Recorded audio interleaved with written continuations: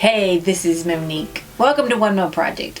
Now this time I needed to hem some pants. Now, if you're like me, totally perfect height, 5'4", you almost always have to hem your jeans. Occasionally you get some that fit, but hemming is a part of your life. So that's how it is for me. So I got some jeans that are the really dark jeans, so they have the same color hem. They don't have the yellow hem in them. So I use this method. I think it gives me a neater look on the inside. There are other ways to do it if you were going to try to save that original thread, that if it's a different color, but this wasn't a different color. It is a thicker thread, but if you can spot that it's different at the bottom, all the way at the bottom of my pants down by my feet, then you deserve to see that it's different. Anyway, this is what I did to hem my dark jeans. So I want to keep the distressed look at the bottom, because if I just cut it off and hem them, it looks like that.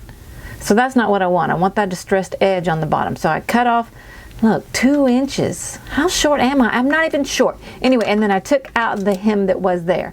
And it, like I said, it works for the dark jeans where the hem's the same color. If you have the jeans with the yellow thread, you might not want to do it this way. But for the jeans where the hem wasn't a different color, I think this makes a neater finish on the inside.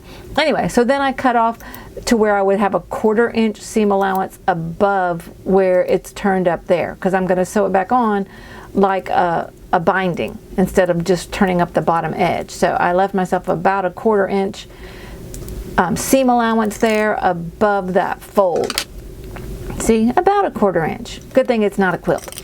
Anyway, and then I'm going to pin it back onto the pants. And you can tell which leg it goes on because the back of the leg is wider than the front. So if you fold on either side, one side's going to be longer than the other. And then you have to make sure you've matched up the correct piece that you cut off.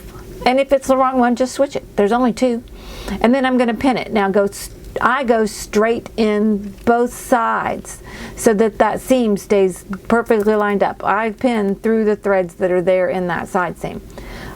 A pin in the front, a pin in the back. So I want to sew right next to the old seam, not right in it. I want to sew right next to it.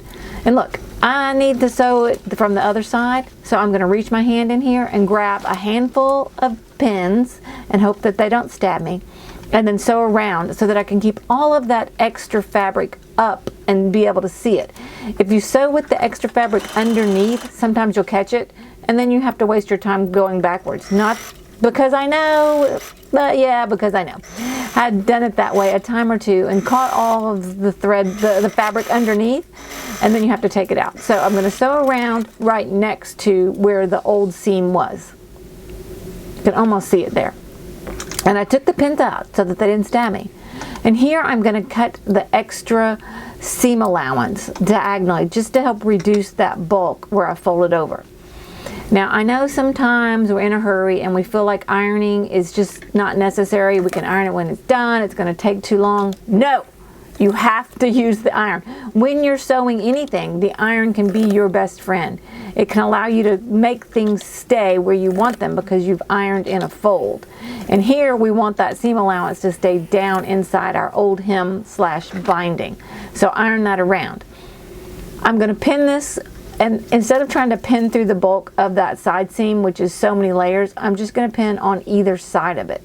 Because it's so much that to pin through it, it would distort the placement of it. So instead of trying to pin through the side seam, I'm going to pin on either side of the side seam.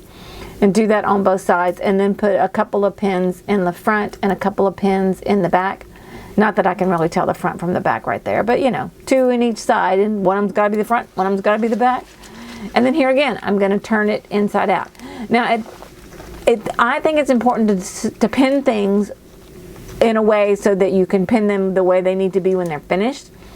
And this, I wanted the outside to be the outside, and it just was easier for me to work through it and turn it than it was to try to guess. Typically when you're sewing something like this, when you're hemming something, you're looking at the other side. You're looking at the part that you've rolled up.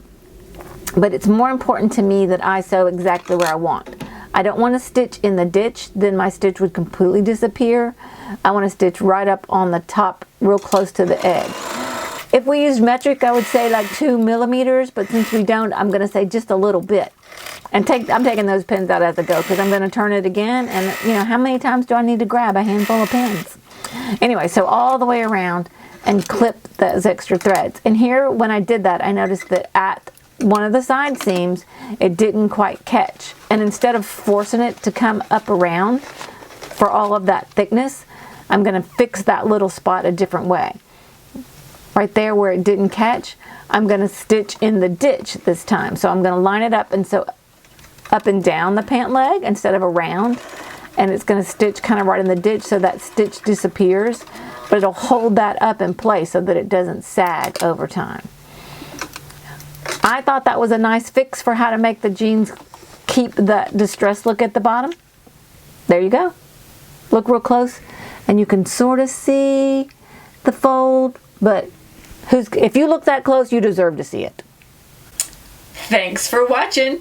If you're tall and you never need to hem your jeans, then you probably have trouble finding jeans that are long enough. And if you're short and you always have to hem your jeans, this will help. And if you're average like me and it just seems like you have to hem almost every other pair of pants, maybe this will help you with keeping that distressed edge but doing the same color. Ecclesiastes tells us that there is a time for everything and a season for everything. Well, this was a season for mending. The pants weren't really broken or messed up, but they didn't fit. So this was my season for mending. I think it's always my season for mending. Anyway, thanks for watching. See you next time.